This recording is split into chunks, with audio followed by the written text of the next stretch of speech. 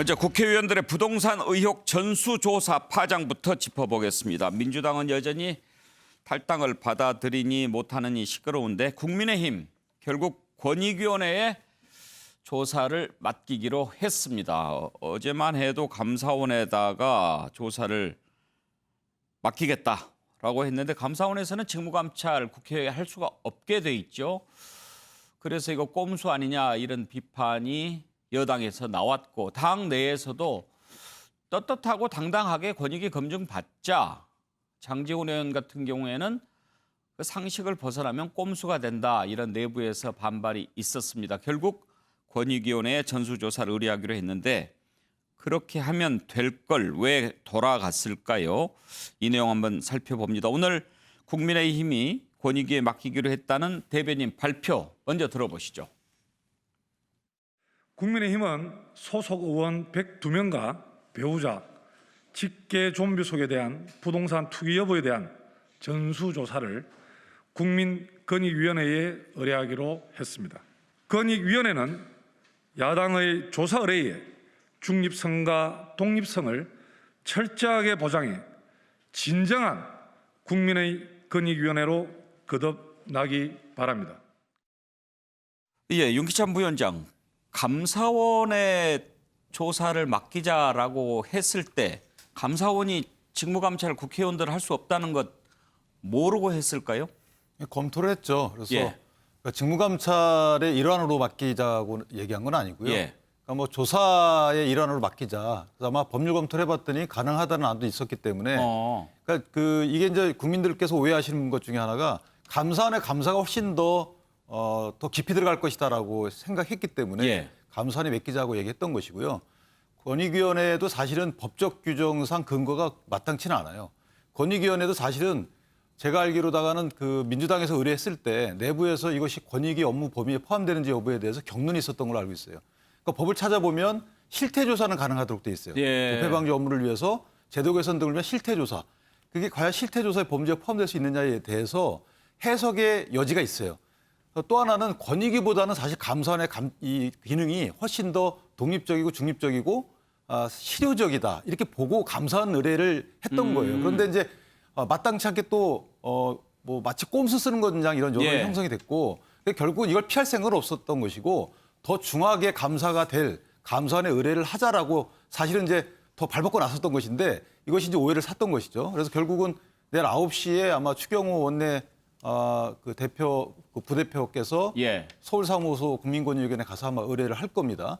그 말씀 듣고 보니까 이해가 되는데 그러면 감사원은 왜 못한다고 했을까요? 감사원에서는 직무감찰 범위로 본 것인데 사실은 감사원이 직무감찰을 어떤 감사권을 발동해서 하는 거하고 그다음에 국가기관에서 이걸 해 주십시오라고 조사 의뢰하는 거하고는 저는 개인적으로 달리 봐야 된다고 봅니다. 예. 왜냐하면 권익위원회에서도 사실은 수사권 내지 조사권이 없어요. 권익위에서도 하는 방법이 제 추측컨대는 분명히 정보 제공 동의서를 아마 냈을 거예요. 직계 좀비속 배우자 의원님들 전부 다. 예. 그 정보 제공 동의서를 부동산원에 갖다 줬을 겁니다.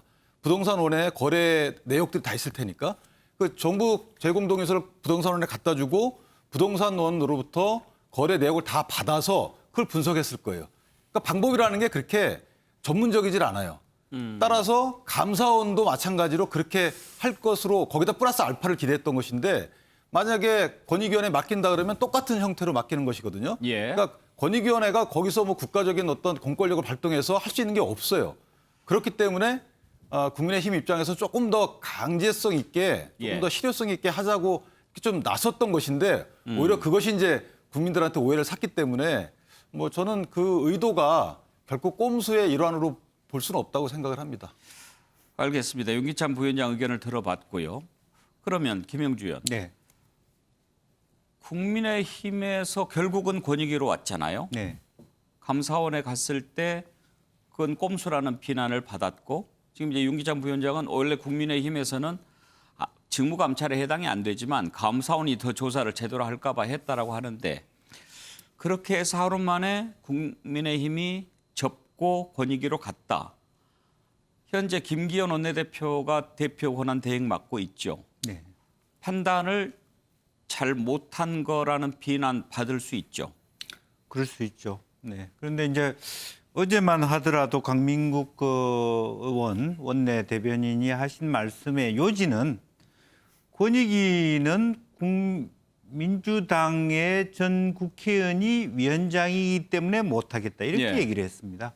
차라리 윤기찬 부위원장처럼 우리는 좀 더 강한 권익위 감사도 적절하지 않고 애매한 부분이 있고 그렇다면 좀 더 강한 말하자면 검증을 받기 위해서 이런 연구를. 법적인 하자에도 불구하고 감사원에 맡긴다 그러면 오해가 없었을 텐데 결과적으로는 뭐 언론에 나온 것은 결과적으로는 감사원은 그러면 차라리 의투 자체가 민주당이 우리를 위해서 법률안 감사원법까지 고쳐서 우리를 감사받게 해서 감사원으로 감사하게 해달라 예. 이런 것처럼 보였기 때문에 여러 가지 불편한 감을 줬고 그렇다면 결국에는 감사원에서 감사가 안 될 사항을 맡긴다라고 그거 꼼수 아니냐 피하고자 하는 거 아니냐 이제 이런 부분들이 되어 왔기 때문에 본 원래의 취지와 의도를 좀 원내대변인이 적절하게 설명하지 못했고 또 여론이 그렇게 호락호락하게 아 그랬구나라고 가지 못했기 때문에 예. 실제로 보면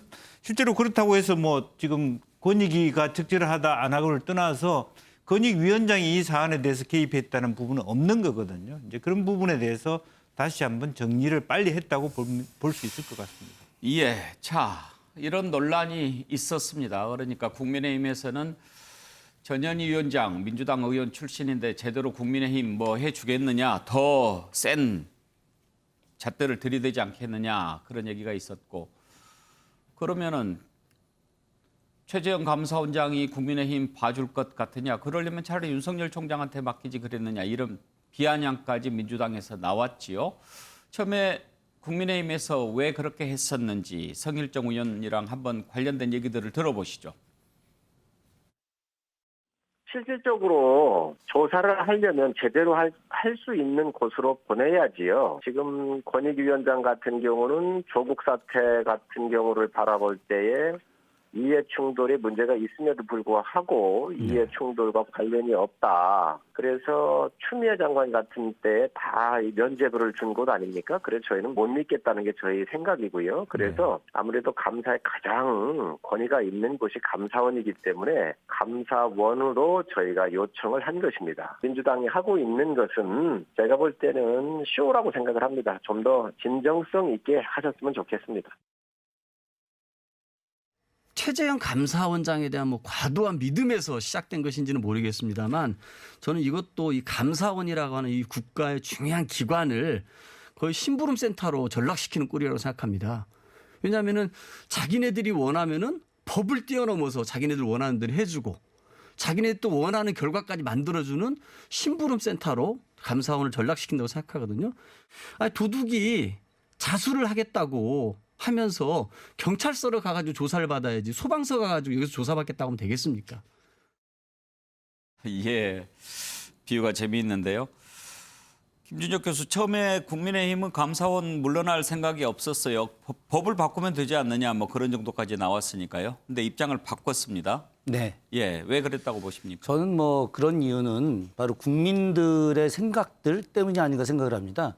실제로 지금 그 최재형 그 감사원장 같은 경우가 국민의힘에서 사실상 그 대선 후보로 좀 영입하려고 하는 의도를 갖고 있는 분 아니겠습니까? 그러니까 이제 국민들 같은 경우가 아니 자기네 당에서 대선 후보로 영입하려고 하는 사람이 있는 그 기관한테 특히나 이제 문재인 정부 들어와서 최재형 감사원장이 보인 태도가 문재인 정부가 추진한 방향과는 좀 다른 그런 행동들을 많이 했었거든요. 그러다 보니까 최재형 감사원장에 대한 이제 불신 같은 것들은 민주당에서 있는 거고 또 국민들 같은 경우도 최재형 감사원장이 중립적인 국민들 같은 경우 분명히 국민의힘을 지지할 거라고 보고 있는데 그렇다고 한다면은 국민의힘에서 감사원에 이렇게 전수조사를 의뢰하는 것은 좀 무리가 있는 거 아니냐라는 해석이 아마 있었을 거라고 봅니다. 예. 혹시 최경철 의원 이런 생각도 해볼 수 있어요. 어차피 이제 권익위로 가서 할 수밖에 없다고 봤을 때 바로 이렇게 했다가 만약에 민주당보다 훨씬 더 많은 관련자들이 나오게 됐을 경우에 부담스럽잖아요. 그러니까 권익위를 일단 한번 좀 걸어서 문제를 조금 삼아놓고 나중에 나왔을 때 왜 이렇게 우리는 더 많이 했느냐 이거 공정하냐 이런 것을 하려고 한 자락 깐 게 아니냐 그런 얘기도 있더라고요. 맞습니다. 그런 포석도 있었고 제가 봤을 때는 그리고 권익위의 이번 조사 결과를 희생 플라이 모드로 덮어 씌우려는 그런 희생 의도도 플라이. 있었고요. 그러니까 12명이 희생 플라이 쳐서 이 사람들 날리는 거야. 그냥 12명 나머지를 보호하기 위해서 그런 프레임도 있었고 우리 국장님께서 말씀하셨는 것처럼 그런 사전에 좀 보호막을 치는 그런 프레임도 있었고 여러 가지 다층 포석이었죠. 왜냐하면 감사원법에 국회의원은 국회에 소속된 사람들은 감사원이 감사를 할 수 없도록 돼 있지 않습니까? 삼권 분립에 의해서 감사원은 대통령 직속기관인데 그 법을 모를 리가 없죠. 그렇기 때문에 여러 가지 정치적인 다층 포석을 쳤다. 그런데 거기에 제께에 결국 제가 말려버릴 수밖에 없어서 결국에는 권익위로 내일 가게 됐는데 결국은 뭐 제가 지금 말씀드렸다시피 자기 꾀에 자기가 넘어가서 비난만 실컷 받고 결국 실속은 못 차리는 이번은 제가 볼 때는 국민의힘이 매우 큰 헛발질을 했다. 그리고 국민권익위원회 이번에 조사는 전현희 위원장이 제가 듣기로는 회피 신청을 했다고 들었습니다. 나는 이것을 모두 보고받지 않겠다. 권익위의 모든 조사는 내가 보고받지 않고 모든 것을 조사하고 발표까지 너희가 알아서 해라. 이렇게까지 했다고 제가 들었기 때문에 그것을 또 문서화했고 이번 국민의힘은 꽤 많은 좀 헛발질을 한 것이 아닌가. 좀 국민의힘 좀 이번에 조치는 좀 아쉽습니다. 최경철 의원이 그렇게 들었다면 전현희 위원장이 잘한 것 같은데 아예 권익위에서 그렇게 발표를 하지 왜 발표 안 하고 그 부분은 뭐 여러 가지로 얘기 나왔습니다. 민주당에서도 지금 여러 가지로 그 부분에 대해서 얘기하고 있고요. 그래요? 예. 예, 윤기찬 부위원장. 저는 권익위원회에서 하든 감사원에서 하든 차이가 사실 없어요. 그러니까 국내심도 오해를 하는 것 중에 하나가 더 강한 감사를 받고 싶고 뭐 따라와라 이렇게 하고 싶었겠지만 할 수 있는 범위가 자금 추적할 수 있는 권한이 없어요. 권익이든 감사원이든. 그러니까 결국은 정부 제공동의 받은 것 같고 부동산원에 가서 거래 내역 띄어다가 분석하는 거거든요. 예. 근데 차명 거래 내지 명의 신탁 이런 부분은 제가 볼 때는 권익위원회에서 밝혀낸 건 아닐 겁니다. 왜냐하면 밝혀낼 수 있는 수단이 없어요. 자금 추적을 해야지만 그게 나오는 건데 매매 대금을 누가 냈는지. 근데 사실은 차명 거래를 밝혀냈다는 걸 보고 저건 분명히 본인들이 얘기하지 않으면 차명 거래라고 할 수가 없어요. 예를 들면 명의 신탁인데 뭐 부모님 살게 하기 위해서 남편 명의를 했다든가 아니면 부모님 명의라고 남편이 살았다든가 이것은 본인들이 얘기하지 않고는 자금 추적을 해야 되는데 국세청이 동원되지 않고는 할 수가 없는 거거든요. 그렇다면 결국 양 두 기관이 할 수 있는 건 제한돼 있기 때문에 어느 기관이 하는지는 아까 말씀하신 정치적 중립성 이런 뭐 속된 뭐 염려 이런 거 예. 빼놓고는 사실 크게 실익이 없는 논쟁이거든요. 이런 논쟁을 통해서 괜히 국민적 오해를 국민의힘이 샀던 부분이 좀 아쉬운 부분. 그렇죠. 예. 그런 부분을 국민의힘이 처음에 더 이렇게 예를 들어서 정말 지금 윤기찬 부위원장이 말씀하신 대로 우리가 더 강한 조사를 받고 싶다 하는 것을 좀 제대로 부각을 했으면 좋았을 텐데 마치 번지수를 잘못 찾은 것처럼 그렇게 알려진 측면은 있어요.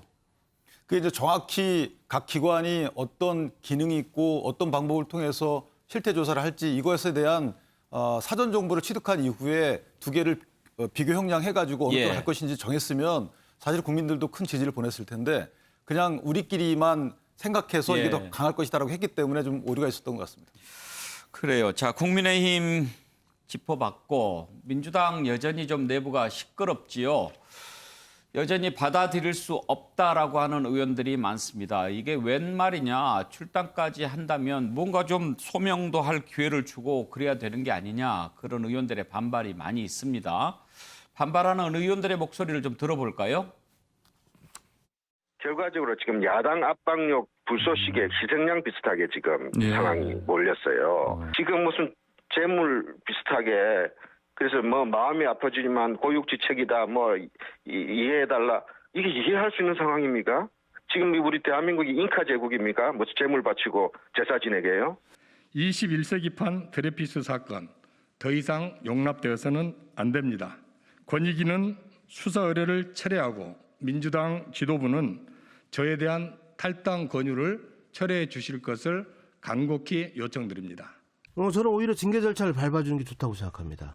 제가 잘못한 게 있으면 그건 혐의를 벗고 말고의 문제가 될 수 있지만 제가 윤리적으로든 법적으로든 잘못한 게 없는데 저가 왜 탈당을 해야 됩니까? 그리고 만약 제가 탈당을 해야 되는 이유가 분명하다면 징계를 하시면 되는 거죠.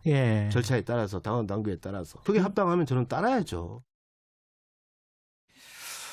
김영주 의원, 네. 인카제국 드레피스 다 나옵니다. 사실 당사자 입장에서는 받아들이기 힘든 부분도 있기는 있겠죠. 네. 그러니까 이제 그런 이제 소명의 기회를 달라 충분히 그런 기회를 이제 지금 봐서는 소명의 기회를 안 준 것처럼 보입니다만은 실제로 보면 권익위원회의 절차에 있어서 과연 소명의 기회가 없었겠는가?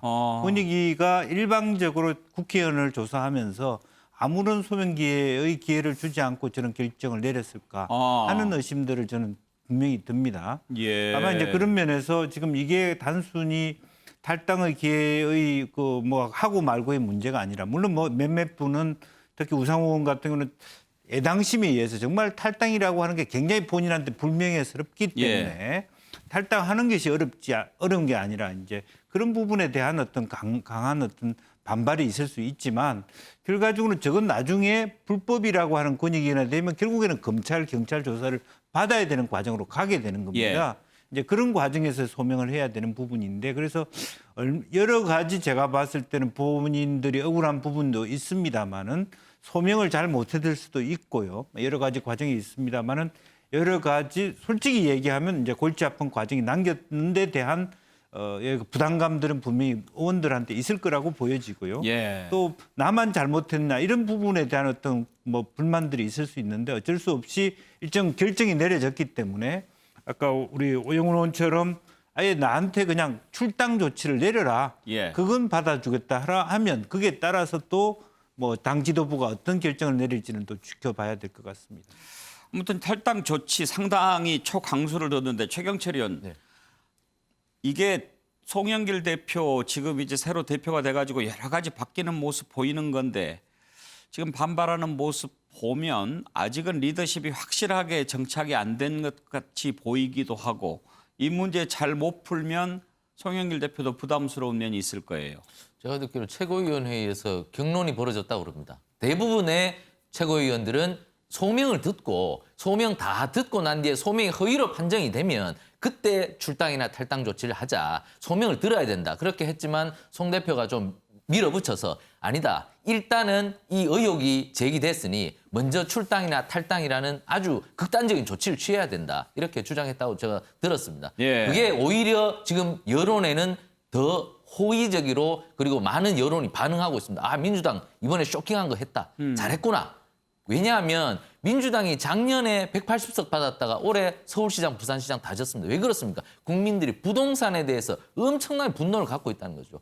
그 분노의 눈높이를 맞추지 않고는 민주당이 내년 대선 절대로 이길 수 없다. 국민의힘도 마찬가지인데 지금 국민들이 갖고 있는 부동산에 대한 분노, 집값은 자꾸 오르고 그럼 내 집은 어디 있느냐? 이 물음에 대해서 정당이 답을 해야 되는데 작은 것에 얽매여서 큰 것을 잃을 수 없다는 것이죠. 저는 그 민주당이 어제 내린 결단이 굉장히 큰 결단이었고 잘한 결단이었다. 지금 뭐 여론은 괜찮습니다. 그렇기 때문에 송영길 대표가 신의 한 수를 뒀다. 근데 오늘도 뭐 제 메일에는 이 12명의 의원들이 잔뜩 변명을 늘어놨더라고요. 뭐 해명도 많고 제가 보기에는 좀 억울한 측면이 있는 분들도 많아요. 하지만 지금의 눈높이는 일단은 나가서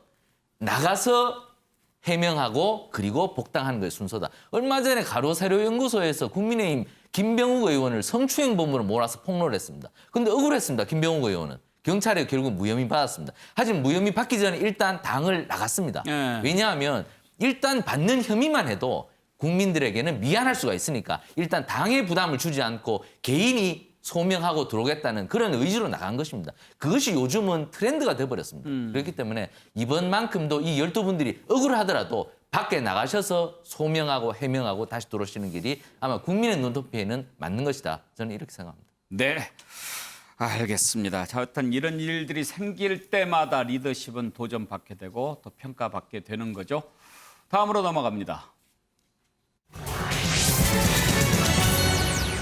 이제 윤석열 전 총장을 정치인이라고 부를 수 있을까요? 어제 오랜만에 모습을 드러냈는데 국민들이 기대했던 그런 말은 들을 수 없었지요. 하지만 오늘 공보 담당자를 선임을 했습니다. 그걸 보면 이제 본격적인 정치 선언이 얼마 남지 않은 것 같아 보입니다. 어제 윤석열 총장 하여튼 이제 오랜만에 정확히는 지난 4월 7일 선거 앞두고 아버지 모시고 투표소에서 한마디 하고 그 뒤로 2달여 만에 목소리 들려줬죠. 한번 들어보시죠. 우당과 그 가족의 그 삶은 정말 그 노블레스 오블리주를 아주 생생하게 상징하는 것이라고 저는 생각합니다. 한 나라가 어떠한 인물을 배출하느냐와 함께 그 어떠한 인물을 기억하느냐에 의해 그 존재가 드러난다고 했습니다. 김준혁 교수, 저 말이 케네디 대통령의 한 말이라면서요?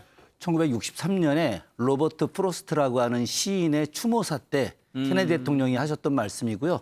정확한 내용은 국가가 누굴 기억하고 추모하느냐에 따라 그 가치가 달라진다. 이게 원문입니다. 근데 그렇군요. 약간 좀 다르게 말을 한 건 좀 사실입니다. 예. 어제 이렇게 등장한 걸 보고 김 교수께서는 이제 확실하게 정치 일선에 나서겠구나 이런 생각 드셨나요? 예, 분명히 그렇게 들었습니다. 어떤 모습을 보고 그러셨나요? 일단 그 기본적으로 본인이 이제 우당 기념관, 특히나 이제 우당 이회영 선생님이라고 하는 위대한 독립운동가를 이제 기념하는 기념관에 이제 나타난 것 자체가 굉장히 사실은 충격적입니다. 그와 관련해서는 뭐 또 일부에서는 비난의 소리도 있기도 하죠. 왜요?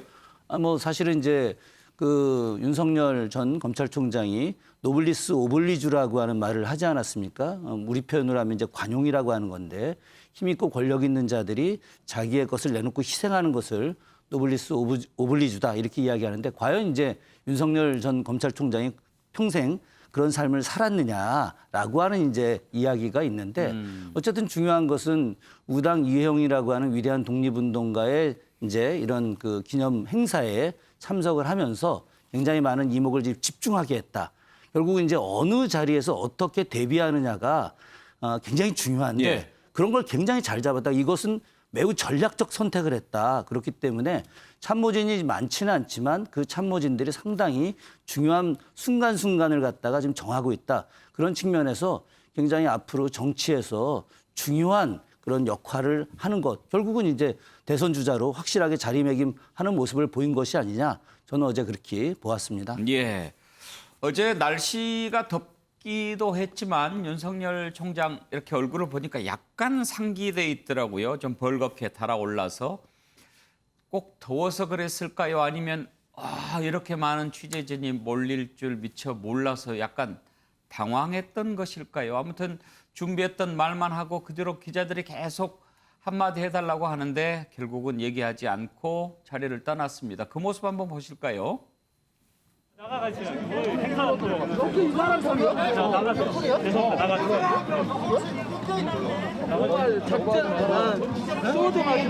남산 예정공원 개장식이 시작됩니다.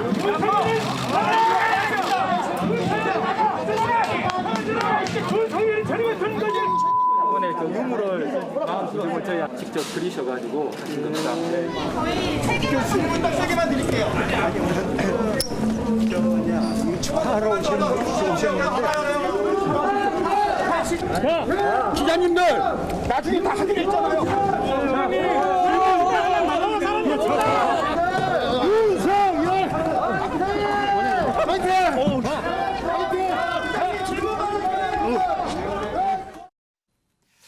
예.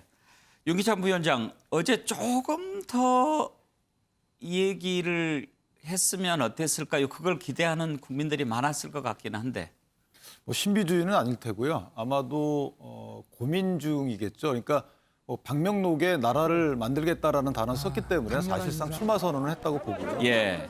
공보 담당관도 오늘 임명하셨다고 예. 하는데 제 생각에는 구체적인 행보와 관련돼서 아직까지 큰 틀은 형성이 돼 있겠지만 예를 들면 입당 여부나 언제쯤 행보를 시작할지 이런 것들에 대해서는 아직 결정이 안 됐지 않았을까. 다만 어제 한 얘기 중에 또는 들린 소리 중에 그 노블레스 오블리주라는 것은 상당히 의미하는 바가 크다고 생각을 하는 것이 이것은 특정 정당에 관련된 게 얘기한 게 아니고 정치권 전체 내지 현재 기득권층에 대한 얘기죠. 예. 그리고 이분이 계속했던 게 공정한 경쟁 질서 확립이라고 취임사 때도 얘기했었고 LH 사태 때도 공정한 경쟁 얘기를 했었거든요. 그러니까 나라의 가장 중요한 것은 공정한 경쟁 질서다라는 취지로 말을 해왔는데, 예. 근데 그 공정한 경쟁이라는 것이 이것이 약자에 대한 배려를 도외시하는 것은 아니다. 이 공정한 경쟁의 큰 전제는 노블레스 오블리주라는 것이죠. 그래서 예. 이 능력주의로 대표되는 어떤 시대 정신이 능력주의로 대표되는 건 아니다라는 말을 하고 싶지 않았을까라는 생각을 해요. 능력주의라는 것은 물론 그 말을 한 사람이 그런 취지로 얘기를 안 했겠지만 이 공정을 대변하는 건 아니거든요. 공정의 실질적 공정을 능력주의로 치환할 수 있는 건 아니에요. 그렇다면 시대 정신을 잘못 읽은 거죠. 그러니까 본인이 공정한 공정이라 시대 정신을 얘기를 해왔는데 그 시대 정신에 대해서 다른 각색이 되기 때문에 본인이 얘기한 시대 정신은 노블레스 오블리주를 전제로 한 약자와의 동행을 전제로 한 공정이다. 그러니까 뭐 진 교수란 분이 형식적 공정 말고 실질적 공정에 대한 답을 내놔라 또 이런 말도 해왔단 말이죠. 그래서 그런 실질적 공정의 어떤 컨텐츠를 지금 하나씩 내 보이는 게 아닌가 이런 생각을 해봤습니다. 그래요. 윤석열 총장 퇴임할 때 강조했던 것이 공정과 상식이었죠. 최경출연 아까 보니까 이렇게 빨간 우산이 많이 보이는데 거기에 보면 공정, 상식, 법치 이렇게 써져 있고 열지대라고 돼 있던데 열지대가 윤석열 총장 열자 따와가지고 만들어진 팬클럽이라면서요. 네. 근데 저런 우산은 어디서 만드는 걸까요? 뭐 지지자들이 만들어 뭐 저분이 검찰총장 나가기 직전에 대구지검 갔을 때도 뭐 저런 유형의 뭐 플랜카드 뭐 많이 붙었습니다. 그 전부터 뭐 저분을 뭐 따라다니는 팬클럽이 많이 붙었기 때문에 뭐 저건 뭐 생소한 광경은 아니고 어쨌든 윤 총장은 어제 저 정도 자리 정도 되면 말을 좀 더 하고 싶을 수도 있고 예. 그리고 뭐 좀 어떤 말 속된 말로 좀 떠버릴 수도 있는데 굉장히 절제하는 모습을 보였습니다. 예. 제가 볼 때는 어제 뭐 말을 굉장히 조심해하고 그리고 뭐 케네디 말 같은 경우도 한 100번을 외우지 않았을까 말 실수 안 하게 그만큼 굉장히 절제하고 조심스러운 모습이었다. 머리가 좋은데 100번까지 외웠겠어요? 뭐 어쨌거나 5번 하면 외웠을 건데. 예, 실수를 전혀 하나도 하지 않으려고 굉장히 노력하는 티가 많이 보였다. 그래서 예. 말을 굉장히 줄였다. 그래서 뭐 그 과거에 뭐 반기문 총장이 지하철 못 타서 예. 우중들었던 것처럼 지하철도 안 타고 바로 자가용 타고 다니지 않습니까? 여러 가지로 굉장히 절제되고 예. 행동 하나하나에도 꼬투리를 안 잡으려는 모습이 역력하다. 저런 것만 봐도 이미 정치에 큰 행보를 내딛었다. 그렇지만 뭐 정당을 어떻게 할지는 모르겠다. 뭐 그 정도입니다. 예. 어제 그런 얘기를 했어요. 기대와 염려를 잘 경청하고 있다. 지켜봐 주시라. 그리고 걸어가는 길을 보면 차차 아실 거다. 이렇게 얘기를 했는데 오늘 공보 담당자를 선임을 했어요. 조선일보 이동훈 논설위원. 네. 그러면 일단 공보 담당자 선임했다면은 걸어가는 길, 이제 대선으로 가는 길이다. 이렇게 봐도 되겠죠? 그렇습니다. 이제는 메시지를 정확하게 내겠다는 것이죠. 이제는 나한테 묻지 말고 직접 기자들이 직접 전화했거든요. 예. 그러면 선택적으로 받고 선택적으로 뭐 문자도 보내주고 했는데 이제는 공식적인 메시지를 내겠다는 것이죠. 그러니까 이제는 정치인의 반열에 완전히 올라섰다. 그렇기 때문에 어제도 저만큼 조심하는 것이죠. 정치인 아니면 뭐 자유스럽게 말할 수 있는 거지 않습니까? 그렇지만 이제는 확실한 정치인의 모습 그리고 확실하게 참모진을 꾸리는 모습 이렇게 된 것이기 때문에 이제 거대한 행보를 한 발짝 내딛었는데 지금부터가 이제 문제겠죠. 국민들이 어떻게 평가할 것인가. 윤석열이 정치인으로 온 모습은 과연 검사와는 다른 모습을 보여줄 수 있을 것인가. 이제부터 진짜 검증이 시작됐다. 이렇게 보면 되겠습니다. 그렇죠. 이제 진짜 검증이죠. 벌써부터 민주당 송영길 대표 지난번에 파일 얘기했죠. 오늘도 견제하는 발언 날렸습니다. 들어보실까요? 이회창 씨 같은 경우에 김영삼 정부에 의해서 감사원장 총리로 발탁됐지만 YS를 배신하고 나와서 대통령이 되겠다고 했지만 결국 실패했습니다. 윤석열 후보는 파격적으로 승진이 돼서 서울중앙지검장, 검찰총장으로 문재인 대통령으로부터 일종의 발탁 은혜를 입었습니다. 어찌됐건 이를 배신하고 야당의 대선 후보가 된다는 것은 도의상 맞지 않는 일이라고 봅니다. 대통령을 하시겠다고 알려진 분이 계속 자기 친구를 통해서 간접 합법으로 메시지를 흘리고 무슨 과외 공부하듯이 돌아다니는 것은 국민들이 보기에 적절치 않은 것 같습니다. 정말로 파일을 가지고 계세요? 윤석열 X파일을? 검증 자료를 보고 있다 이렇게 이해해 주시면 될 것 같고요. 윤석열이라는 분이 이 5년 동안 대한민국을 이끌어 가려면 이 5천만 국민의 민족의 생존이 걸린 자리인데 예. 얼마나 검증을 해야 되겠습니까? 지금 막 벼락 공부하듯이 과외 공부해가지고 저는 대통령이 될 수 있는 게 아니다. 예를 들어서 우리가 보험 상품을 팔 때 네네. 충분히 설명하지 않고 보험을 파면 사기죄로 나중에 그 설명 의무 위반으로 네. 보험 계약을 취소할 수 있습니다. 근데 대통령은 취소하기도 어려운데 미리미리 불안전 판매가 되지 않도록 충분히 자신의 상품을 설명해 줘야 되는 거 아닙니까? 김영주 의원, 이 네. 표현이 어떨지 모르겠습니다만 정말 단단히 벼르고 있다 이런 생각이 드네요. 네.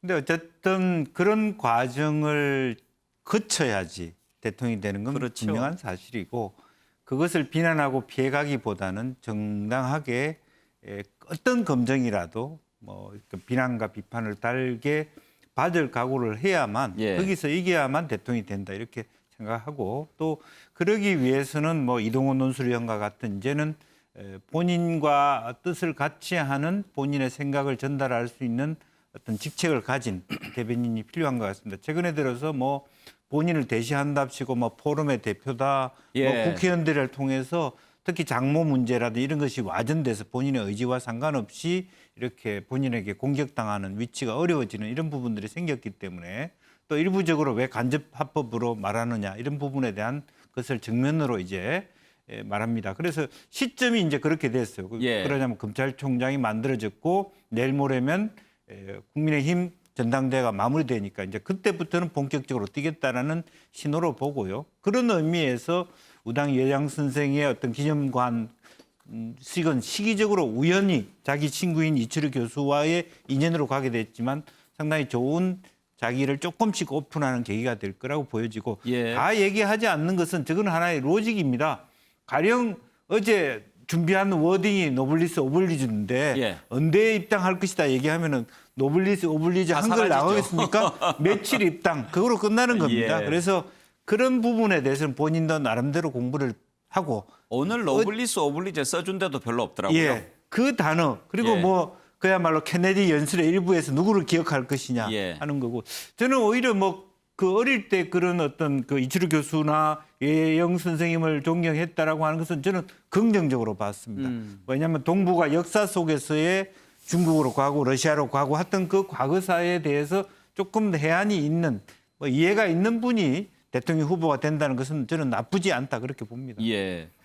그런데요, 윤기찬 부위원장, 송영길 대표 뭐 이제 당연히 야권 주자로 윤석열 총장에 나올 거니까 검증하는 것, 강조하는 것은 충분히 이해가 되지만 그 비판, 그러니까 문재인 대통령이 뭐 이런 것 저런 거 다 시켜줬는데 그것을 저버리고 배신한 것, 이것은 좀 도의상 맞지 않느냐, 맞지 않는 일 아니냐. 그 얘기는 글쎄요. 윤기찬 부위원장은 어떻게 생각하세요? 저는 뭐 지인들하고 차담 나눌 때 할 수 있는 얘기라고 보고요. 그래서 YS와 이해창 그 전 총리와의 관계가 꼭 그런지 모르겠어요. 그리고 그렇게 따지면 앞으로 향후 행보가 어떻게 될지 모르겠지만 듣기에 따라서는 정세균 총리와 이낙연 전 총리도 좀 쓱 유쾌하게 들리지는 않을 수 있어요. 예를 들어서 대권 행보할 때 본인들이 총리했을 때하고 또 현 정권이 실정한 부분을 비판할 수도 있는 것이거든요. 그러니까 본인이 얘기하신 배신의 의미가 어디까지인지 모르겠는데 문재인 현 대통령의 실정을 만약에 언급하면서 이걸 바꾸겠다라고 공약을 내건다면 이낙연과 정세균 전 총리의 그 행보도 제한되는 이런 발언이거든요. 만약에 그 당을 여당으로 국한한다면. 그리고 사실은 이것을 배신이라고 하면 그 상대방이 국민이어야지 대통령께 배신했다라고 이런 프레임을 씌운다는 것은 저는 오히려 저것은 윤석열 총장이 갖고 있는 장점을 부각시키는 것이지 예. 사실은 대통령이 어떤 지시가 부당했기 때문에 계속 트러블이 있었고 그걸로 인해서 나왔잖아요. 예. 그런 사람한테 당신은 대통령에 대한 배신이냐라고 하면 오히려 국민에 대한 배신이라는 프레임을 씌우면 맞아도 그것은 윤석열 총장의 상품 가치를 오히려 더 높이는 게 아닌가라는 예. 생각이 듭니다. 그래요. 자, 그런데 이 와중에 약간 생각해 볼 일이 하나 생겼습니다. 공수처가 오늘 윤석열 전 총장에 대한 고발건 수사에 착수했다라고 발표했습니다. 하필이면 어제 오랜만에 등장했는데 하루 만에 공수처가 수사한다고 하니까 국민의힘에서는 이건 뭐냐라고 하면서 지금 세게 반발하고 있습니다. 국민의힘 배준형 대변인 발표 내용을 들어보시죠. 공수처가 윤석열 전 검찰총장에 대한 수사를 착수했습니다. 드디어 정권의 공수처 집착증의 큰 그림이 드러난 것입니까? 1호 수사 사건 하나 선정하는 데에도 3달 넘게 걸렸던 공수처가 여당 대표가 문 대통령의 은혜를 배신한 자라고 칭한 윤석열 전 총장이 공개석상의 모습을 드러낸 지 하루 만에 수사에 나선다고 밝혔다니 묘하기 그지없습니다. 윤기찬 부위원장, 그냥 법률가로서 제가 묻는 말에 답을 좀 해주세요. 네. 공수처가 이 수사를 할 수밖에 없나요? 뭐 두 가지죠. 이첩할 수도 있죠. 다른 수사기관에. 근데 그러면 검찰이 뭐 검찰 이첩하는 건 아니겠어요? 부적절하겠고요. 예. 경찰이 이첩할 수도 있죠. 아니 예를 들면- 그러니까 네. 제가 지금 여쭤보는 그 뜻은 그래도 이렇게 공수처가 아무리 저기 해도 상식적으로 뭔가 지금 이 상황에서 대선 출마하려고 하고 어제 등장했는데 오늘 이렇게 딱 속보이듯이 수사하려고 한 것일 것 같지는 않고 고발을 했다는 거 아닙니까? 그런 경우에는 반드시 수사를 해야 되는지 그게 궁금한 거예요. 반드시 해야 됩니다. 다만 시점은 문제가 있죠. 왜냐하면 저 고발한 게 2월 달이에요. 예. 2월 달인데 지금 물론 이제 공표를 공수처가 이런 거 수사하고 있습니다라고 공수처가 공표한 건 아니에요. 그 고발인 측에 아마 이렇게 수사를 개시했다라고 통보를 한 것 같아요. 그쪽에서 흘러나온 얘기 같은데 어찌됐든 2월 달에 고발했는데 지금 수사하는 것은 공교로운 면이 좀 없지 않아 있다. 본격적인 대선에 사실상 출마 선언하고 움직일 때 수사 개시를 한다는 건 그런 측면에서 문제가 있는 것이고 다만 고발 사건이라서 입건은 바로 되는 것이고 수사를 할 수밖에 없어요. 그러나 이제 수사 결과를 굳이 예측해 본다면 저 사건은 추미애 장관이 예전에 합동감찰도 지시했던 부분이고요. 그다음에 그 당시에 형사 7부장 했던 김유철 검사가 자기는 보고도 안 했다라고 했기 때문에 윤석열 전 총장이 아마 법적 책임지는 것은 그렇게 쉽지는 않을 것이다 이런 생각이 하나 들고 한명숙 총리의 위증교사 그 의혹 관련된 그 부분도 사실은 그 당시에 대검 감찰부가 총장한테 얘기도 안 하고 바로 감찰 개시를 했단 말이죠. 그래서 이것은 감찰을 하려면 징계를 염두에 두고 해야 되는 것인데 징계 소위가 지났기 때문에 이건 인권 차원에서 바로잡을 일이다 해서 중앙지검 인권부로 내린 것이라서 저것을 직권남용으로 의율하기는 아마 만만치는 않을 것이다 생각합니다. 김준혁 교수 보시기에 공수처 수사 착수한 것 어떻게 생각하세요? 저는 국민들이 납득을 할 거라고 봅니다. 왜 그러냐면은 이 핵심 내용이 뭐냐면은 옵티머스 사건에 대해서 방조했다라고 하는 거잖아요. 혹은 직무를 유기했다라고 하는 건데 문제는 뭐냐면은 옵티머스 사건의 핵심 인물이 김재현 대표인데 이번에 무기징역을 이렇게 구형을 받았잖아요. 그러니까 무기징역을 구형받을 정도로 일조대 천문학적인 사기를 쳤는데 이 사람에 대해서 당시 윤석열 전 검찰총장이 중앙지검장을 할 때 그 중앙지검에서 수사를 했었단 말이죠. 그런데 그냥 무혐의 처분을 했는데 당시에 무혐의 처분을 한 이 사건이 이제는 무기징역이 됐다. 그러면 국민들이 봤을 때 그러면 당시에 이거 분명히 뭐가 있는 거 아니야.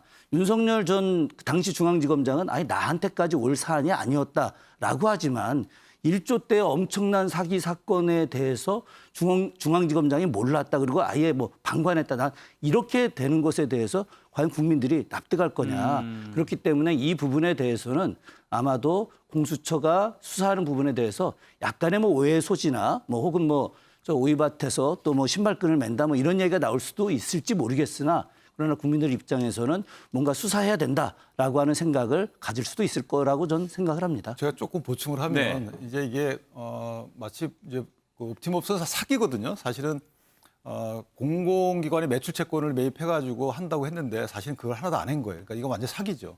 그거하고 사실 상관은 없어요. 왜냐하면 이 사건은 그 당시에 아마 이혁진 씨인가요? 그 옵티머스의 전 사주가 그 김재현 씨하고 서로 싸우고 있을 때예요. 그러니까 이 사람이 과기부에다가 진정을 합니다. 이런 문제가 있다. 성지건설 인수를 했다.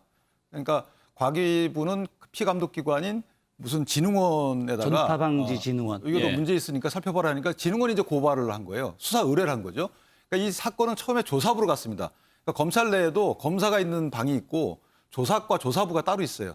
여기서 이제 수사를 쭉 하다가 각하 의견을 올립니다. 그러니까 이제 해당 검사가 부부장 검사, 형사 7배 부부장 검사가 다시 수사 지휘를 내리고 이렇게 이러면서 이것이 다시 수사가 진행이 잘 됐어요. 그러다가 이제 이 전파진흥원에서도 손해 본 게 없고 이러고 하니까 이 수사가 종결됐는데 물론 아쉬움이 있죠. 여기서 좀 더 파헤쳤어야 되는 것이죠. 그런데 이 사건이 이제 고발 내지 수사 의뢰 사건이다 보니까 더 진행이 안 됐던 부분은 아쉽지만 이것이 과연 직무유기냐 또는 직권남용이냐 이렇게 의율되기는 만만치는 않다. 더군다나 그 해당 수사부장이 당시에는 자기는 차장검사, 검사장에도 보고 안 했다고 했기 때문에 내부에서 보고했는데 묵살됐다라는 진술이 나오기 전에는 법적 책임을 지게 하기는 어렵다라는 생각입니다.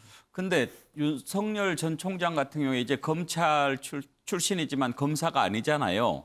그런데도 공수처 수사 대상이 되긴 됩니까? 당시 수사, 그러니까 중앙지검장으로 재임 시에 만약에 이런 행위를 한 행위가 범죄에 해당하면 그것도 관할이 됩니다. 그렇군요. 예, 자 윤석열 전 총장 관련해서 페이지를 넘겨서 한 가지 더 살펴보겠습니다. 자, 이제 정치를 하긴 할 것 같은데 국민의힘 약간 지금 난감해하고 있습니다. 들어온다는 것인지 안 들어온다는 건지 여전히 알 수 없으니까요. 지금 전당대회에서 대표 경선에 나선 후보들도 이런 모습에 대해서 이런저런 얘기를 하고 있는데 국민의힘 언제까지 기다려야 할지 이런 것도 신경 쓰일 겁니다. 관련 발언을 좀 들어볼까요?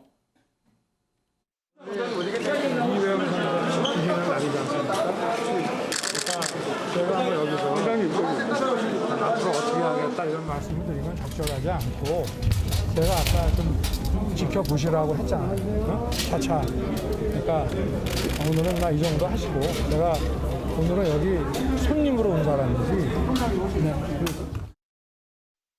장관과 시범 피해준 적 없다 말씀하신 건 어떻게 입장이 그대로입니까? 일부에서 간을 보는 건 아니냐 이런 주장도 있거든요. 실제로 차 진출하신 걸로 해석해도 될까요? 댓글에도 직접적으로 들을 수 있을까요? 예. 자, 최경철 의원. 지금 일단 누가 봐도 이제 정치할 것 같은데 제일 이제 기자들이 궁금한 게 국민의힘 들어갈 거냐. 이거였지만 명확하게 얘기를 하지 않았어요. 최 의원이 보기에는 어떻게 할 것 같아요?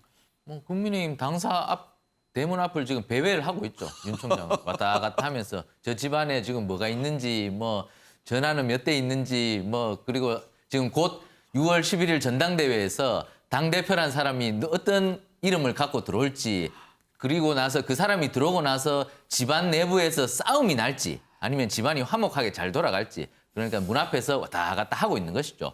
그러다 보면 또 옆집도 봐야 되는 거죠. 우리 국민의힘 당사 옆에는 또 국민의당 당사가 있습니다. 우리 안철수 대표가 있는 그 집도 한번 들여다보는 거죠. 그 집에는 지금 어떻게 돌아가는지, 그 집에는 국민의 힘으로 들어올 건지 아니면 그 집에 계속 그 집을 차리고 있을 건지 살림을 계속 유지할지 그것도 봐야 되는 거고요. 그리고 옛날 집 사람들도 한번 쳐다봐야 되는 거죠. 최재형 감사원장이 옛날 집에 계속 있을지 그 민주당 쪽에 그리고 대통령 옆에 계속 있을지 아니면 또 문 열고 나와가지고 국민의힘으로 또 택시 타고 올지 그런 것도 여러 가지를 봐야 되기 때문에 국민의힘 주변에서 어슬렁어슬렁 다니시면서 많이 살펴볼 겁니다. 그렇지만 이분이 워낙 꼼꼼한 성격이어서 하나하나 정확하게 짚고 넘어갈 것이다. 약간이라도 의심스러우면 쉽게 판단을 하지 않을 것이다. 어떤 집이라도 함부로 들어가지는 않을 것이다. 비록 비를 맞고 서 있더라도 어떤 집에 당장 춥다고 비가 온다고 당장 뛰어 들어가지는 않을 것이다. 오랫동안 배회하더라도 확실한 기회를 잡을 것이다. 저는 이렇게 봅니다. 지금 야권의 대선 주자들 방금 모습 보셨는데 여전히 윤 총장 좀 간보기 그만해라. 이제 검증 받아라. 이렇게들 지금 요구를 합니다. 그런데 김영주 의원. 현재 윤석열 전 총장 지지율이 1위를 달립니다. 35%까지 나왔다고 하는데 만약 국민의힘에 입당을 하면 더 올라갈까요? 내려갈까요?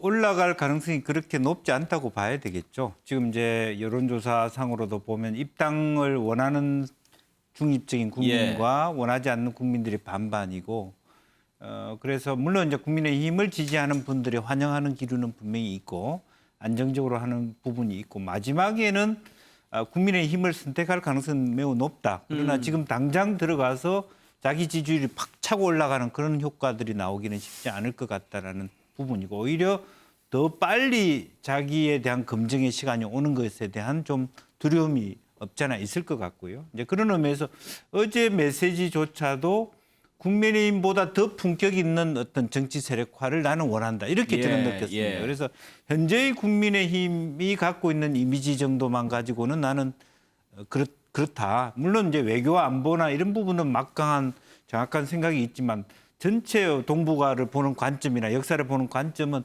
훨씬 윤 총장이 좀 폭이 넓은 것 같아요. 이제 그런 면에서 아직은 국민의힘 자체가 내가 마음에 드는 건 아니다. 이렇게 본인도 약간 한번 조금 배회를 하면서 아까 말한 대로 이렇게 자기의 성향의 분위기를 자기가 주도해 가려고 하는 의중이 있다. 그렇게 보여집니다.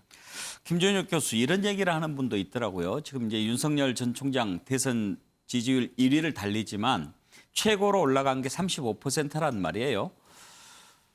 아마 윤석열 총장 지지하는 사람 치고 문재인 대통령 지지하는 사람은 거의 없을 거예요. 하나도 없다고 봐야죠. 네. 하나도 없다고. 네.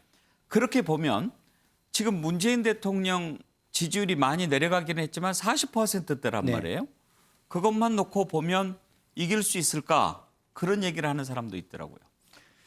저는 이제 윤석열 총장에 대해서 만약에 제가 조언을 한다면은 이렇게 좀 조언을 하고 싶습니다. 앞으로 우리 사회의 미래 지도자는 두 가지가 있어야 된다. 하나가 역사의식, 하나가 공의. 공의라고 하는 것은 공동체를 위한 정의가 되겠죠. 이 두 가지가 있어야 된다라고 하는 것은 저는 명확하게 생각을 하는데 그런 측면에서 이제 아까 제가 윤석열 전 총장의 참모그룹 이야기를 했었는데 우당 이회영 기념관에 간 것은 바로 이제 그런 역사 인식에 대한 부분들이라고 저는 생각을 하거든요.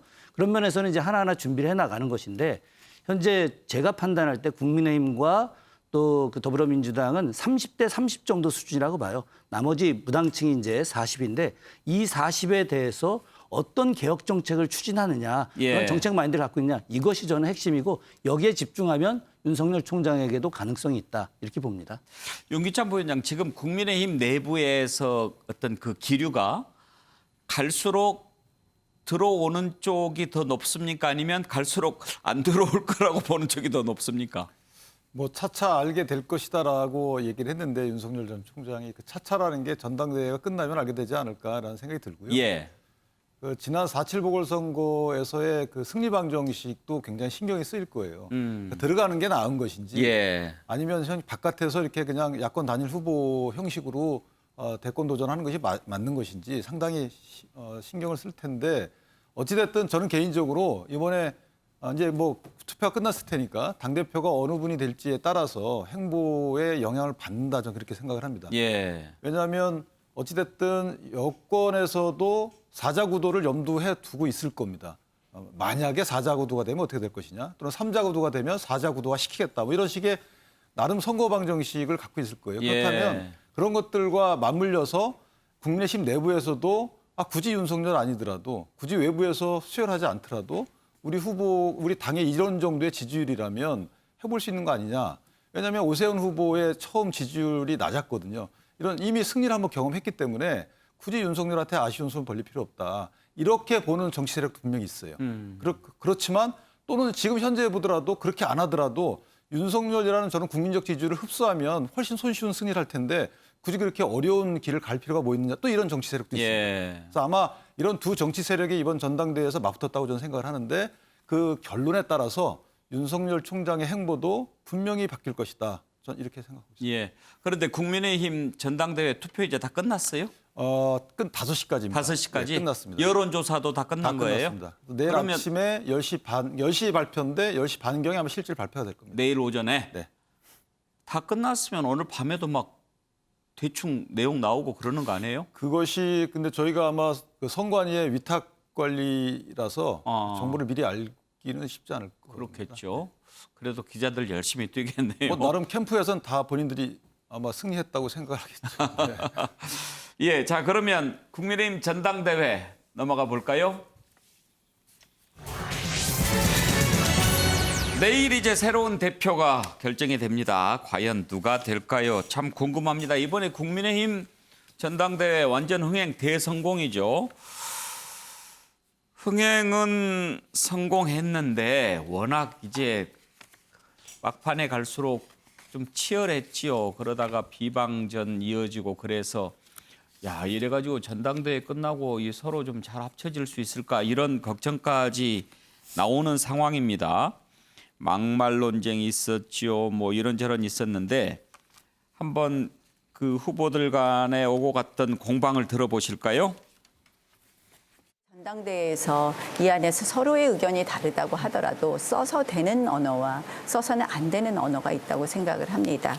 예전에 보면 이해찬 전 대표의 경우에도 당대표 시절에 뭐 신체 장애인보다 더 한심한 사람들은 이렇게 말했다가 잘못 말했습니다.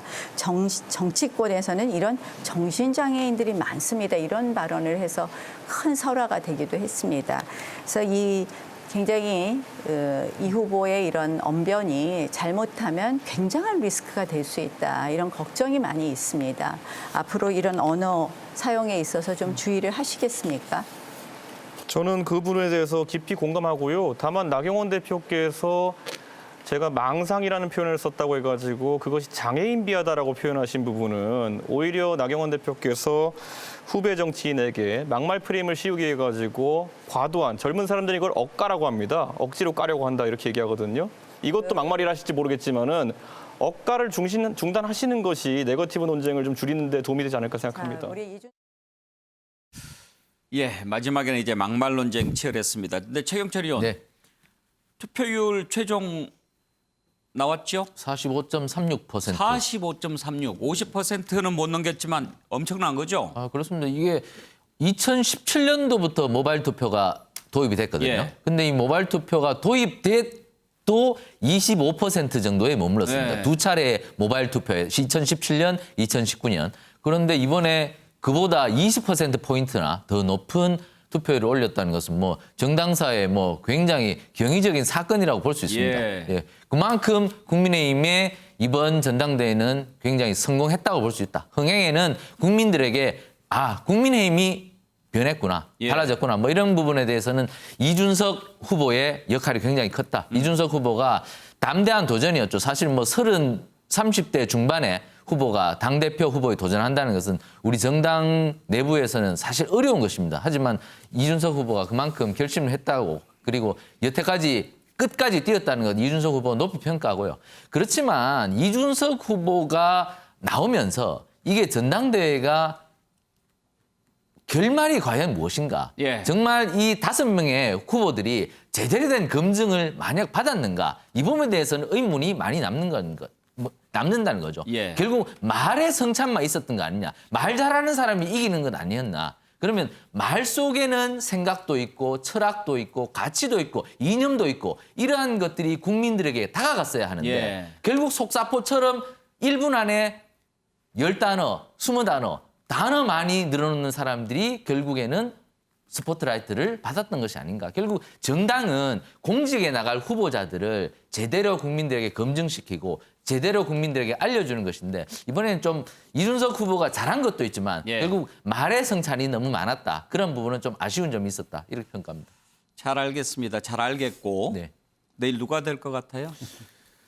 저는 처음에는 그 김웅돌풍이 셀 거라고 저는 생각을 했는데 김웅돌풍이 뭐 흔적도 없이 사라지고 김웅 의원은 컷오프 돼버렸고 그 이후로 갑자기 이준석 돌풍이 나타났고 그런데 이준석 돌풍이 또 한 일주일 전부터 또 수그러들기 시작했어요. 당원들이 이렇게 45%까지 올라갔다는 것은 이준석 후보를 많이 찍었다는 것도 있지만 이준석 후보의 패기에 대한 두려움. 패기로만 당이 될 것인가? 아니야. 경륜도 있어야 돼. 이 당을 이렇게 놔둬서는 안 돼. 이러한 중장년층 당원들이 맹렬하게 또 그 투표에 나섰다고 그래요. 그렇기 때문에 막판에는 그 중진들을 찍는 손길이들이 많았다고 합니다. 그런데 문제는 그거죠. 중진 빅3 중에 중진 2명이 있다는 거죠. 그러니까 주호영 후보와 나경원 후보가 결국 당원들의 표를 나눠 가지지 않았을까.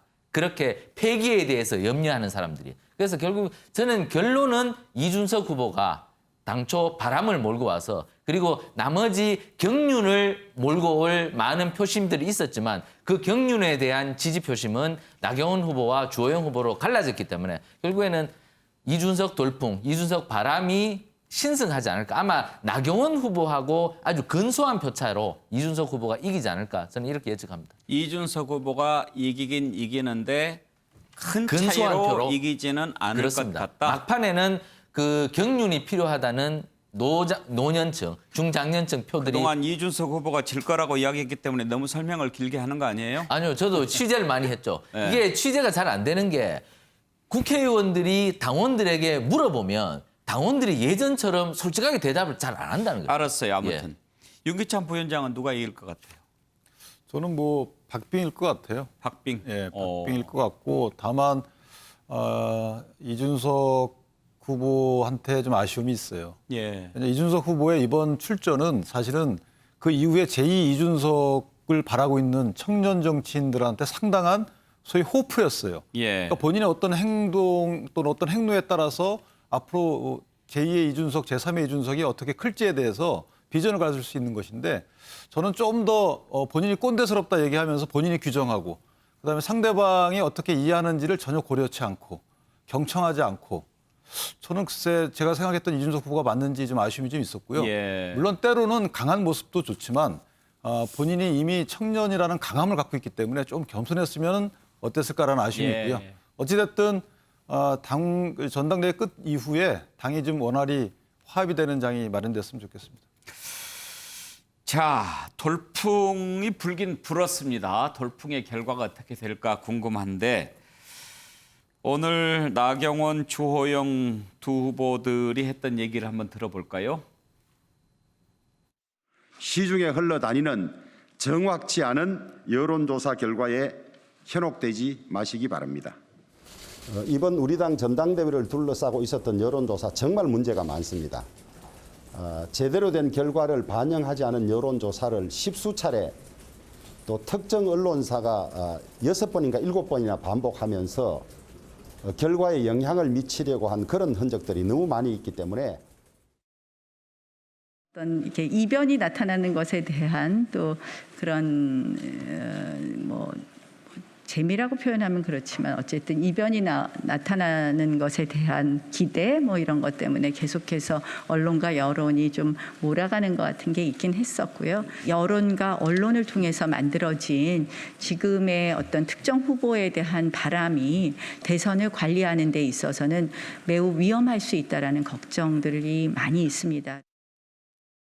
예, 주호영 후보는 여론조사 믿기 힘들다.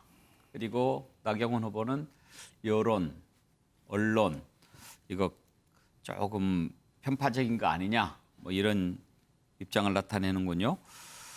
김준혁 교수 전망 한번 들어볼까요? 누가 될 것 같아요? 저는 지난주에도 이준석 후보가 될 거라고 제가 말씀을 드렸지 않습니까? 어쨌든 여론조사하고 같이 가는 게 요즘 최근에 나타나는 현상들이고요. 그리고 특히나 이제 그 젊은층 세대들 또 2030 세대들이 이준석 후보에 대한 이제 지지가 상당하고 근데 저는 이것만이 아니라 국민의힘 당원들이 좀 변화, 혁신 이런 의지를 갖고 있는 것이 아니냐. 그래서 이준석 후보가 당선될 거라고 보는데 저는 여기에 더해서 민주당이 이 부분을 갖다가 좀 세밀하게 봐야 된다. 민주당이 앞으로 더 발전하려면은 이준석 후보가 왜 당선됐는지 이거에 대해서 정확하게 분석하고 그거에 대한 대응을 할 필요가 있겠다. 그렇게 또 생각을 하고 있습니다. 김영주 의원 전망도 매우 궁금합니다. 예, 저도 이준석 후보가 될 것 같은데요. 느낌상으로 물론 상당히 이제 제 예측은 주호영 후보가 굉장히 적게 받을 것이다. 양파전. 그러니까, 3파전이 아니라 좀 집중되는 나경원 후보로 집중되는 경우에서 그래요. 그래도 조금 여유 있게 이준석 후보가 이기지 않을까 그런 생각들을 좀 하게 됩니다. 최경철 위원하고는 좀 시각이 다르군요. 왜냐하면 어쨌든 투표율이 이만큼 높다라고 하는 것은 물론 거기에 대한 반대급부도 많았습니다만은 자발성보다 강제성이 좀 힘이 약하거든요. 이제 그런 의미에서 30%의 여론조사라고 하는 게 포션이 적지 않습니다, 상당히. 그리고 지난번에 1차 때도 보면 당원들과의 표가 거의 나경원 후보와 이준석 후보의 차이가 거의 없었습니다. 예. 그런 의미에서 이준석 후보가 될 가능성이 높은데 저는 이준석 후보의 개인으로 보면 사실은 이준석 후보가 안 되는 게 사실 좋습니다. 근데 오히려 젊은 나이에 당대표까지 되면 이제 그다음에 할 게 뭐가 있나 이제 그런 생각도 들게 되고 이제 또 당 내부에서도 걱정이 많이 풍파가 올 텐데 이제 그런 부분들에서 오히려 한편으로 보면 걱정하는 분들도 많이 있을 것 같습니다. 예. 자, 지금 전망을 해봤는데요. 일단 내일이면 결과가 나오겠죠. 그런데 누가 되더라도 지금 이제 당내 나중에 후유증이 좀 걱정이 되는데 그 중에 한 가지가 막판에 불거진 개입설입니다. 김종인 전 비대위원장, 김무성 전 대표가 개입을 했다. 이런 주장들이 나오는데 주호영, 나경원 후보가 그런 주장을 합니다. 또 김태흠 의원도 김무성 대표 개입설을 제기하기도 했는데 글쎄요, 개입했을까요? 한번 그 주장을 들어보시죠. 김종인 위원장께서는 간혹 후보들에 대한 언급이 있으니까 그 점을 불편하게 생각하는 분도 있고 정치를 하지 않겠다고도 하셨고 또 이제 당을 떠났다고도 하셨는데 후보들에 대한 선호를 밝히는 것이 우리 화합 전당대회라든지 이런 데 도움이 되는지 하는 생각은 가지고 있고 김무성 대표나 이런 분들이 전당대회에 얼마나 관여하고 있는지 전 자세히 알지 못하고 있는데 상임 고문이고 당원이기 때문에 그런 범위 안에서 이 정도의 활동은 허용되어야 하지만은 전당대회 경선판에 깊숙이 관여하거나 하는 모습은 그렇게 바람직하지는 않다고 봅니다. 자, 도대체 김종인 위원장이 경선에 무슨 개입을 하고 계신지 확인된 것을 좀 설명해 주시겠습니까? 김종인 위원장께서 이 말씀하시는 거는 무게가 크신 분입니다. 반향이 크십니다. 그분이 윤석열 전 총장에 대해서 별의 순간을 잡았다 했을 때 많은 분들이 윤석열 전 총장이 정말 대권을 가까이 갔구나 이렇게 생각을 합니다. 김종인 위원장께서 최근에 계속해서 이준석 후보가 당대표가 될 것이라고 말씀을 하셨습니다. 그거는 전당대회에 개입할 수 있는 부분이다라는 것을 저는 말씀을 자, 최경철 의원, 일단 주호영, 나경원 두 후보가 김종인, 김무성 두 개입설을 이야기한 것은 두 분이 이준석 대표를 지금 지지한다 이런 얘기인 거죠? 그렇습니다. 이준석 후보를 지지한다. 왜 지지한다고 보는 걸까요? 그런 말들을 했나요? 김종인 위원장은 이런 말을 했죠. 이준석 될 거다 했어요. 김무성 전 대표는. 김무성 전 대표는 직접적으로 말을 안 했죠. 근데 김무성 전 대표가 이준석 후보를 만났다는 사실이 주호영 둘이 뭐 같이 걸어가는 걸 봤다고. 그렇죠. 주호영 후보도 제기를 했고 김태흠 의원도 제기를 했습니다. 아니 두 사람 왜 그렇게 만나는 거야? 그 상임 고문이라는 김무성 전 대표가 자, 그러면 알겠습니다. 개입을 했는지 뭐 그냥 뭐 지원을 했는지 지지를 표했는지 그건 모르겠는데 만약에 이준석 후보가 대표가 되기를 두 사람이 원한다면 뭐 때문에 그럴까요? 김종인 위원장이 이준석 대표가 되기를 원하는 것은 이준석 그 후보가 당대표가 되면 김종인 위원장을 모시고 온다고 했으니까 당연히 좋은 거죠. 김무성 전 대표. 김무성 전 대표는 사실상 범유승민계로 봐야죠. 사실은 지금 국민의힘 내부에 유승민계가 없다고 하지만 유승민계가 있습니다. 근데 그 유승민계라는 것은 과거의 친박이나 친이처럼 아주 강고하게 결속력이 있는 것이 아닙니다. 유승민 의원이 또 그런 것처럼 나는 보스야. 너희들 나를 따라와. 내가 하라는 대로 해. 이렇게 또 말을 하지도 않습니다. 하지만 유승민 의원의 가치 그리고 유승민 의원의 생각 이런 것이 우리 새로운 따뜻한 보수가 맞다고 생각하는 의원들이 좀 있습니다. 그 사람들이 유승민 의원을 따르죠. 물론 이준석 의원도 유승민 의원을 그런 측면에서 따르죠. 그렇기 때문에 주호영 후보나 나경원 후보는 이준석 후보 뒤에는 유승민계가 있다고 보는 거죠. 그런 또 유승민계와 바른정당을 했기 때문에 김무성 대표가 또 바른정당에 있었지 않습니까? 같이. 그렇다 보니까 거기와 연계를 시킨 거죠. 그러면 또 한 가지 궁금한 것은 김종인 위원장하고 김무성 전 대표하고는 사이가 어때요? 그 두 분은 별로 사이가 안 좋은 걸로 저는 알고 있습니다. 그런데 둘 다 이준석 지원하는 것은 똑같다 이건가요? 그렇죠. 그거는 셈법은 다르죠. 김무성 전 대표가 이준석 후보를 바라보는 셈법과 그리고 김종인 위원장이 이준석 후보를 바라보는 셈법이 다르죠. 그러니까 아까도 제가 설명했다시피 김종인 위원장은 이준석 후보가 되면 자기는 당의 선대위원장으로 바로 들어갈 수 있는 것이고 예. 그리고 김무성 전 대표 입장에서도 이준석 후보가 되면 자기가 영향력을 행사할 수 있는 길이 주호영 후보나 나경원 후보보다 넓어지기 때문에 선호도가 있다는 것은 뭐 자명한 이야기죠. 그런 사연이 있었군요. 그런데 윤기찬 부위원장, 개입설을 주장하는 것은 이 개입설을 알림으로써 이준석 후보한테 불리하게 하려고 하는 주호영, 나경원 후보의 셈법이 있을 거 아니에요. 그러면 그렇게 불리해질까요? 봐야죠.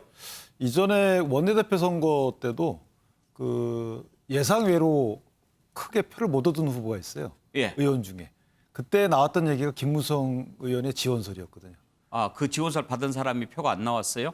엄청 안 나왔죠, 생각보다. 아마 그러니까 그때 홍문표 의원도 나왔잖아요. 홍문표 예. 의원이 사실은 어떻게 보면 김무성 의원 쪽하고 행동을 같이 했다라는 얘기도 많이 있었는데, 그러니까 어쨌든 그런 그 당내 역학 구도가 반영된 것으로 보고, 다만 저는 저렇게 공개적으로 제기할 바가 못 되는 것이 예. 뭐 선거운동이나 누구 지지 표명은 다 할 수 있는 거 아니겠어요? 그러니까 저걸 굳이 저렇게 해서 당에 뭐 금이 갈 수 있는 발언을 하는 것은 적절치 않다고 보고, 저를 지지해 주세요라고 이렇게 밝히는 건 좋아도 예. 저 사람 지지하지 마 이렇게 하는 것은 저는 맞지 않다고 봅니다. 뭐 일단 뭐 당선이 되는 게 제일 중요하니까 네. 뭐 이렇게 하면 유리할까 저렇게 하면 유리할까 이런 생각하는 거겠죠. 그런데 김영주 의원 보시기에 김종인 위원장이 이준석 후보가 되면 다시 이렇게 와서 선대위원장도 맡고 그렇게 할 것 같습니까? 뭐 결과적으로 지금 이제 윤석열 총장이 콜을 하지 않고 있는 상태이기 때문에 오히려 역으로 국민의힘 안에서 그런 역할을 할 수 있는 분도 고민해 볼 수도 있을 것 같다. 막 그런 생각은 좀 듭니다. 본인은 안 들어간다고 계속 이야기를 하시는데. 네. 그럼에도 불구하고 그때의 생각은 뭐 윤석열이든 부르는 당 밖의 인물을 중심으로 뭔가 그룹핑을 해서 전체 판을 정리하겠다는 생각을 갖고 있었는데, 첫 번째 생각에서 이미 좀 차질이 빚어지고 있기 때문에 좀 생각은 또 바뀔 수 있지 않겠나 그런 생각이고, 그런 의미에서 일정 시점에 사실은 뭐 선대위원장이라는 것은 후보가 정리가 돼야 되는 부분이거든요. 이제 아직 시간의 여유가 있어서 충분히 그것을 자기 스스로의 정당화시킬 수 있는 시간이 또 있지 않겠나 그렇게 생각이 듭니다. 예, 알겠습니다. 내일 결과가 참 기대가 되는군요. 내일은 그 결과를 가지고 전해드릴 수 있겠습니다.